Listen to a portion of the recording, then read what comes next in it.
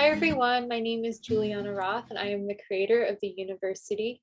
Thank you so much for watching, and I'm excited to share with you how to use our guide for discussion. The discussion guide was designed as an educational companion.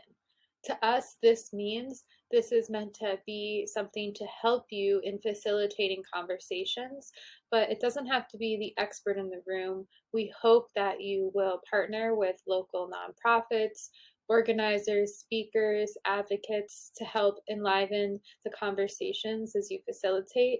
But if that's not possible, this is a great resource for you to begin a complex and nuanced discussion. The guide begins with a table of contents where we outline everything that you can find and the page number where you can find it. You'll notice that there are 4 sections of questions, a page with resources, ways to continue the conversation, sample answers, as well as a character guide that includes images of everyone in the film. So if you're having trouble remembering who someone is, you can just flip to the back and get their name. The first section of questions is called Debunking Rape Myths and Challenging Rape Culture. You'll notice in this section that the questions deal with common mythologies around sexual violence and the ways that survivors are often held to be accountable for the violence against them. We created this section to help challenge the ways that these myths show up in our film and to help you think more critically about characters and what they say. Also in this section, we discuss the way fraternity culture facilitates a large percentage of sexual violence on campus, and we discuss how trauma survivors all have their unique reactions. No two people will respond the same way to an assault, and we hope that by engaging in the questions in this section, you'll help unpack some of those myths around rape culture that you may not be aware of. In the next section, we discuss how navigating the systems of justice looks different for individuals. Whether you come from a marginalized background or you lack resources to engage in legal expertise, this section talks about the different levels of access to justice and the different definitions of justice. Just like trauma reactions, justice does not look the same for each individual, and this section is meant to unpack the ways Title IX is unfairly applied and those who it leaves out.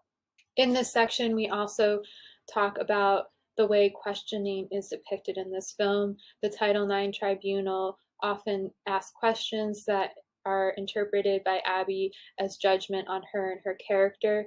So we discuss the way engaging in a system of justice may actually cause more trauma to a survivor, and it also suggests ways that we can minimize the impact of this on those who are seeking justice. The next section is dealing with inequity in the treatment of victims and survivors. Again, the way that these words are used are up to the individual, and some people may identify with one term over the other or may identify with neither term. In this section, we discover ways that privilege is experienced in the film. We also talk about the way secondary trauma and collective trauma is depicted by the characters in Abby's community and how the trauma has affected them as well.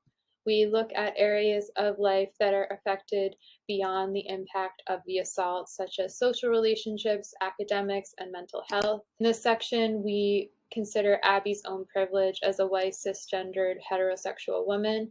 We think about the ways that she is received by the Title IX tribunal and how that may have differed were her identity to be different than it is.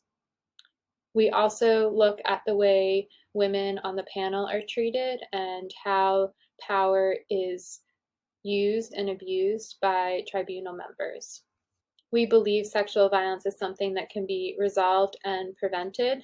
In this section, we look for opportunities in the film where things could be different and where someone could have intervened. We talk about bystander intervention. We talk about changing attitudes towards survivors who come forward, things not to say and things to say. We also look at consent and thinking about the ways that consent may not be a shared definition. In this section, we also talk about social conditions that are permissive of rape and the ways we can change our culture to foster a culture of consent instead. In the Continuing the Conversation section, we offer other examples of media that deals with sexual violence, trauma, and healing.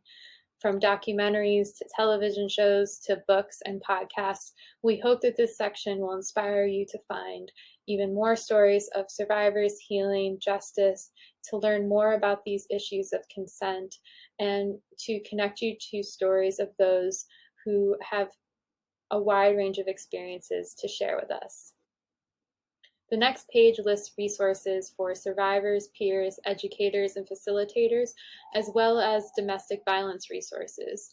We hope that this will help you find the support that you need or to help connect someone else to the support that they might need.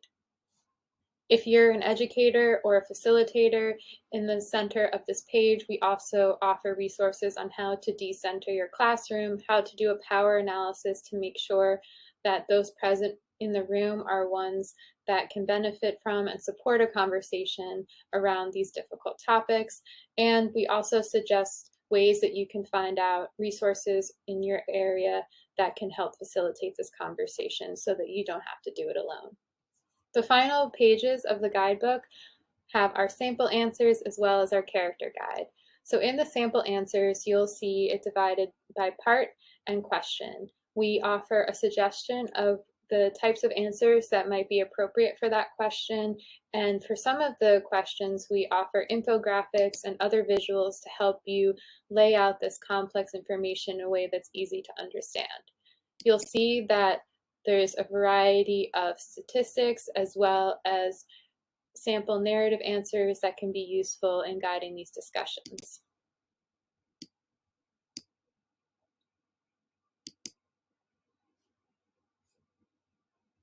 In each sample answer, we also include links to the originator of the information. So if you click wherever there is a underline and bolded section, it will take you to another page that will have the original author.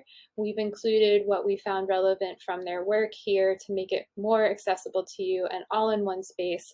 But if you want to know more, just click and you can find out. The character guide shows our characters from the film. This is a very in-depth discussion guide, and we refer back to these characters quite a lot, so it'd be easy to get lost and not remember who is who in the film.